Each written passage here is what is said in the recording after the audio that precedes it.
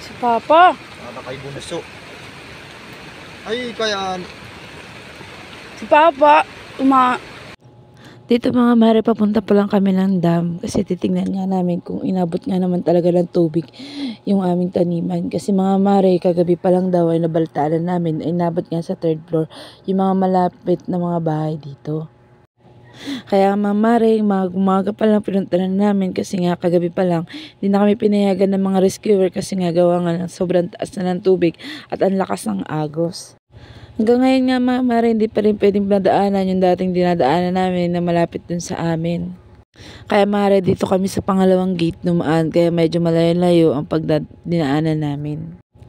May nasira kasing bahay mga mare doon sa dinadaanan namin kaya hindi talaga siya kayang daanan. Dito pa lang mga mare, habang naglalakad kami, abat na namin na parang dagat talaga yung dating taniman. Kasi kung dito nga sa part na to mga mare, inabot na ng tubig, what if pa kaya yun dun sa kubo? Dito nga sa time na to mga mare, unti-unti na kami nawawala ng pag-asa, gawa nga ng ganito nakataas na talaga yung tubig. Pinapapansin nyo nga ganitong kataas na tubig mga mare, ayan ay bumaba na lang, gawa nga ng kagabi, sobrang taas daw. Halos hindi nga ito madaanan, itong dinadaanan namin ngayon. Nakakapanglumo nga mga mare kasi nung habang nimadaan kami dito, nakakita na kami ng 2 aso na patay. Mga aso nga ito mga mare ng ating kapwa gardinero. Siguro hindi nabot na rin sila ng tubig. Akala nga naman hindi sila abutin dahil nga naman napakalayo na to sa ilog. Pero ngayon mga mare, umaasa pa rin kami na may buhay pa rin kami makikita mga alagang aso at mga manok. Gawa nga mga mare na yung mga aso naman hindi itinali. Baka ma-rescue pa namin. May ma-rescue pang mga gamit.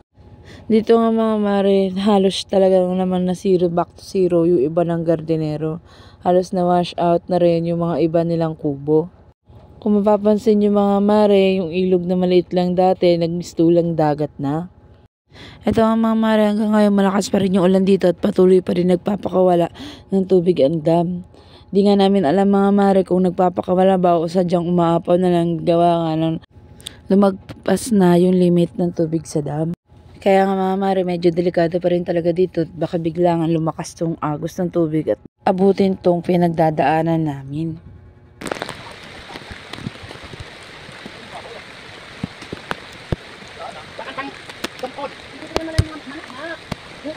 Baka mamaya, lumulang-ulang pa yung wala sa maakyatan. Inalugnad ko sa mga ayam. Mahal, tangtungkod daw. Tangtungkod pagka ganun hawakan.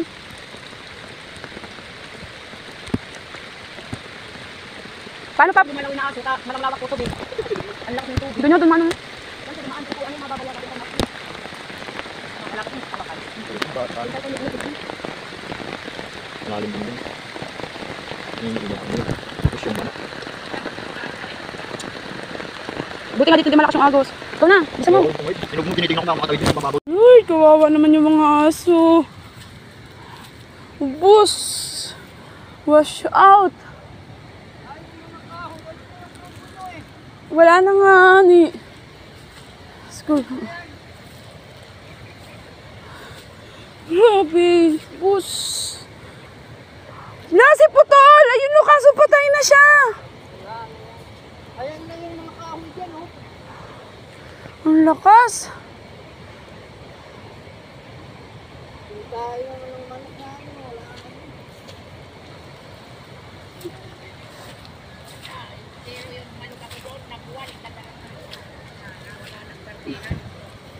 Tingnan yung ano ko.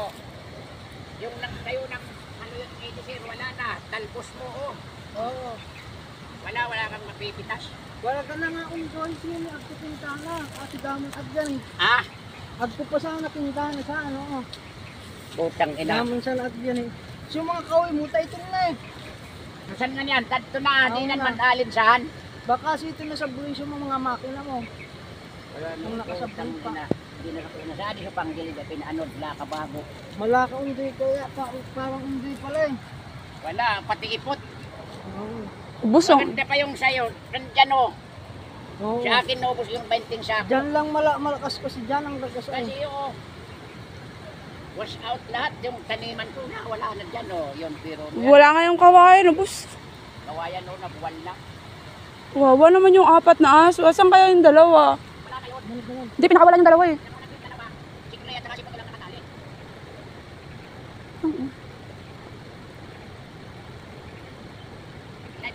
Grabe, lakas. Grabe. Wawa naman si Willow tsaka si mga aso. Ubus yung manok.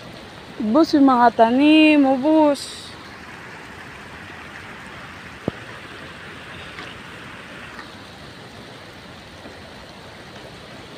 Ang lakas inabot dito.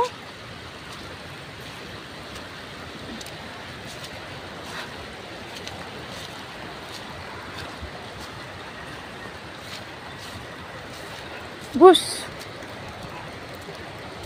Wash out po lahat, pati kubo. Bus. Saan kayo mga aso?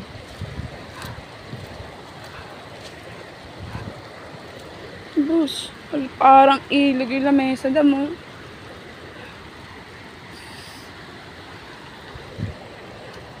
Bus mga tanim. Bus. Lahat. Snapper! Ilaw!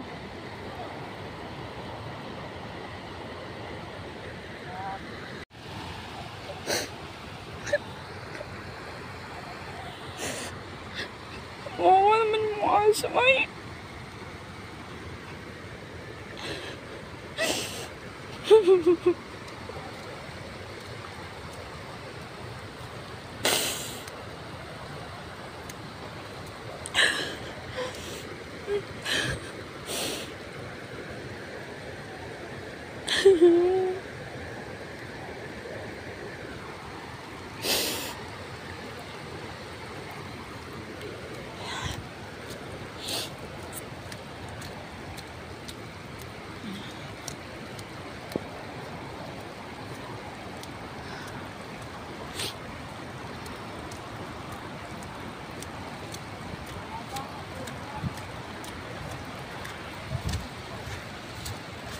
Bus, makina, pandilig, lahat, mga gamit, ubos.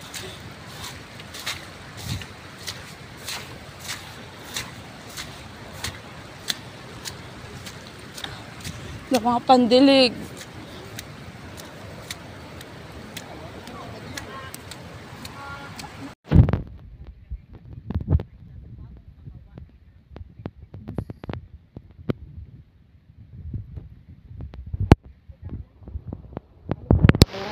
Malipat yung mga korila. Dapat tubig. Wala na yung saluyo.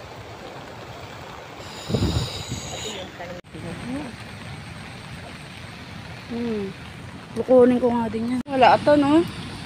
Bus, ubos. May tanim ba sila dito? Wala. Mga talbos sa bagaw. Dinadamuan pa nga lang. Ay, di wala rin silang tanim.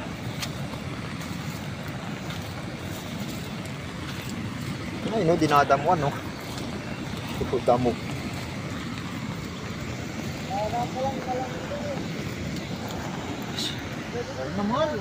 Di pa nga tayo umabot doon.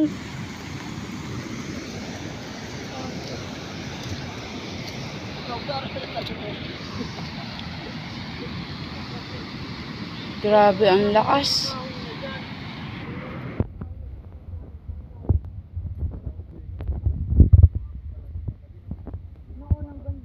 Dito, bumabot doon.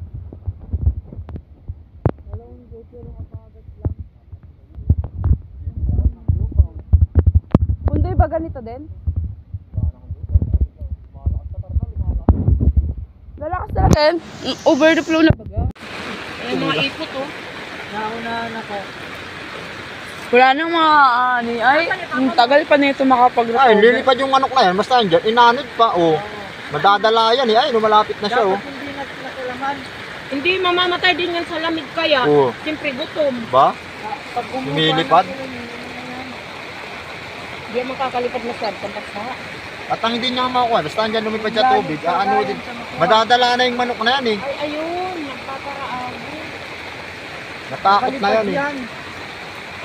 Hindi, pag sige-sige naman kasi ang O, ulan. inaanod siguro yan, yung puno, nandiyan siya sa may ano, may taas. Inaanod yung mga yung puno na yan, nandiyan siya sa taas. Pinapanap pang kikabot, baka may nakasabit man lang na asarol, na bago, kalaykay, pati timbangan. Hindi mo may makikita. Kabisado niya naman yan daan. Ayaw ko dyan, ano din pa ako dyan.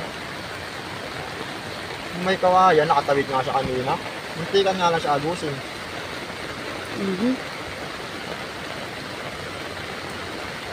Basta hindi mo, basta aanuin mo lang yung agos yung Hindi lang siya ma-outbalance. Wala, ma! Si Papa! Hindi yan.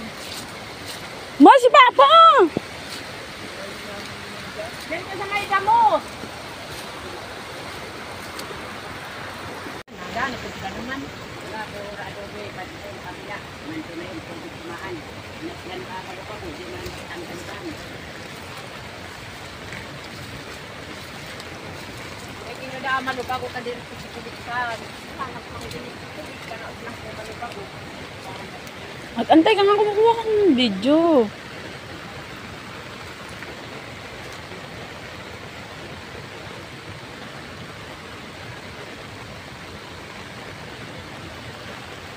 Mangutang Oh, hawak mo nga to. o yung puhunan.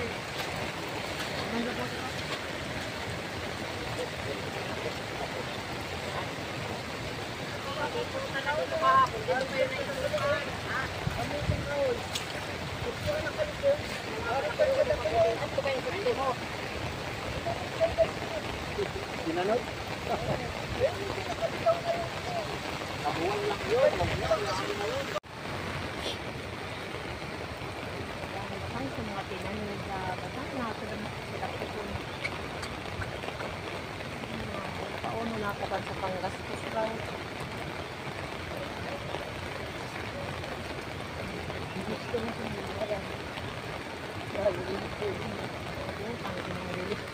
Parang aso yun, no? Nandun. Nandun.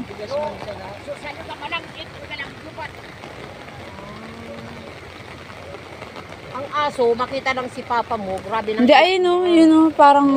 Wala na yun, inanod na yun. Ayan, no? Yung parang patay na aso na. Nakatali. Ano dyan? Ayun, no? Yung sa may... Di ba yung tubo yun? Ayun, no? Pinakababa. Parang si Putol. Ay, parang si ano? Wala yun dyan. Anak Ano ni din Potol. na yun? Naanod yun, sinawilo.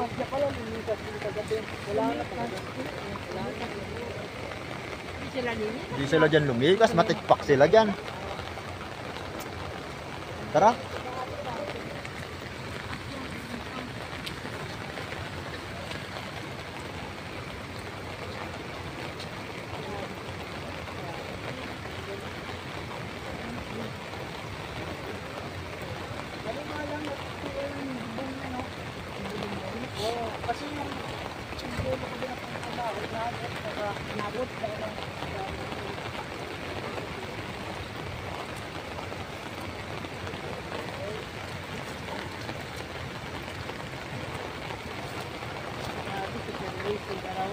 Player, makina, timbangan, yung mga gamot.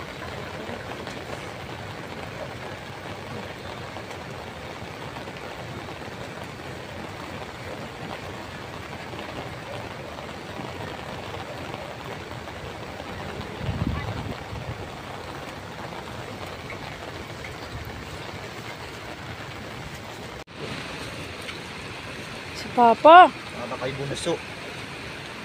Ay, kaya... Si Papa. Sabi niyo naman yan. Ang lakas pati ng agos, ay.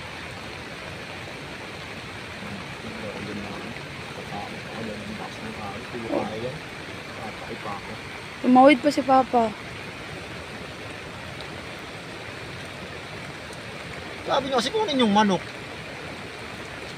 Hindi ko na sana yung ano yan, tanlakas ng tubig. Titingnan niya, baka nandiyan pa yung buong kubo.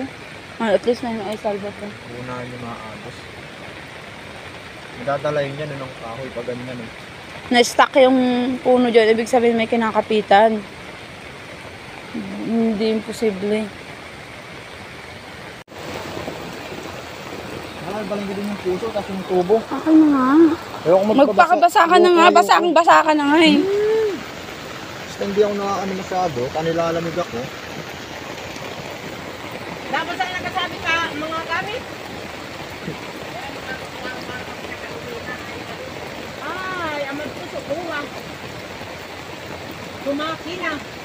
Andyan pa? Nakakaamoy ka ng gasolina dyan. Kahit kayo nandyan, kasi rana yun, Tira na yun. babad na sa tubig eh. Di ipapagawa, pwede pa naman yata. Kasama na yun ng kubo. Buti na yun, ano, bumili ka ng bagong papagawa mo yan. Wala dyan pa yung ano, kubo? Hindi yan dyan, wala dyan na stock. Baka nadaganan ng ano,